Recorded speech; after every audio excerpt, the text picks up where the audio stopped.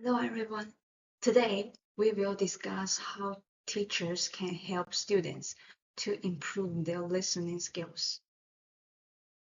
We will discuss this topic from three aspects: the instruction of teaching listening, input sources, and the processes of teaching listening. Firstly, I will introduce the instruction of teaching listening. There are three approaches, which will be applied for pre-listening, while listening, and after listening. Before the listening, the teacher should introduce the background and the key vocabulary of the listening material. Accordingly, students can guess what they will hear from the material. This will enhance their confidence because students have been familiar with the content of the material. Then, during the listening activity, the teacher should play the material multiple times with different purposes. For example, for the first listening, students just need to understand the main idea of the material. When listening a second time, students should recognize more details, such as names and data, and so on. During the listening, students don't forget take notes. In addition, answering questions is not the final step of listening. After listening, students should share their thoughts about the material with classmates and the teacher.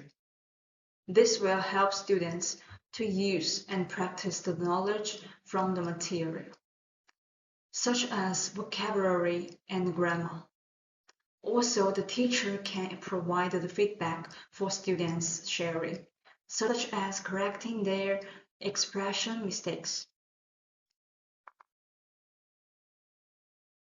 Next, let's talk about some input sources for students' listening skills. Input sources will come from these five aspects. The first is teacher.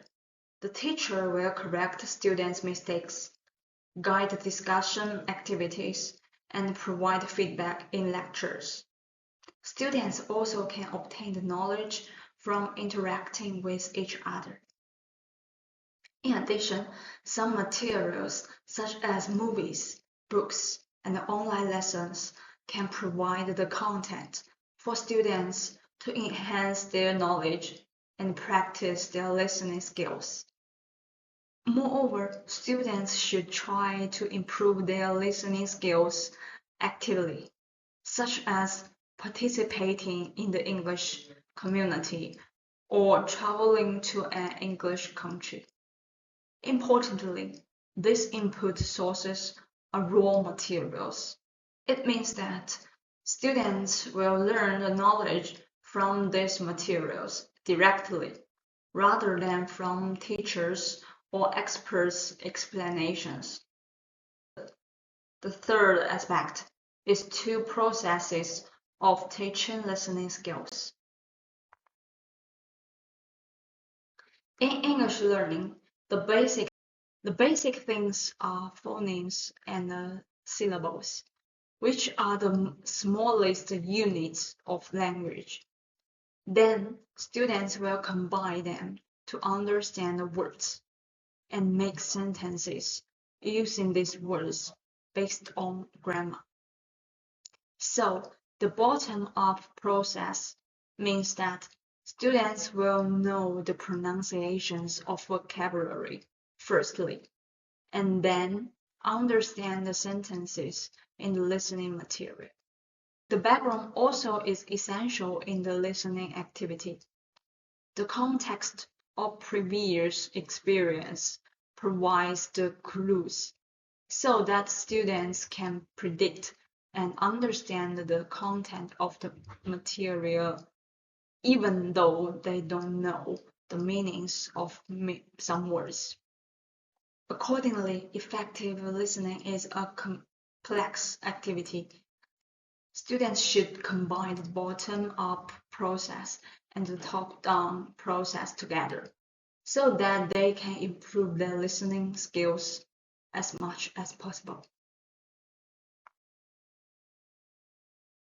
In conclusion, today we have understood the strategies of teaching listening skills. Context should be provided before listening, and the teacher should guide the listening activity and give feedback after that. For students, note-taking and confidence can help them to finish the listening activity very well. Thanks for listening. See you in the next video.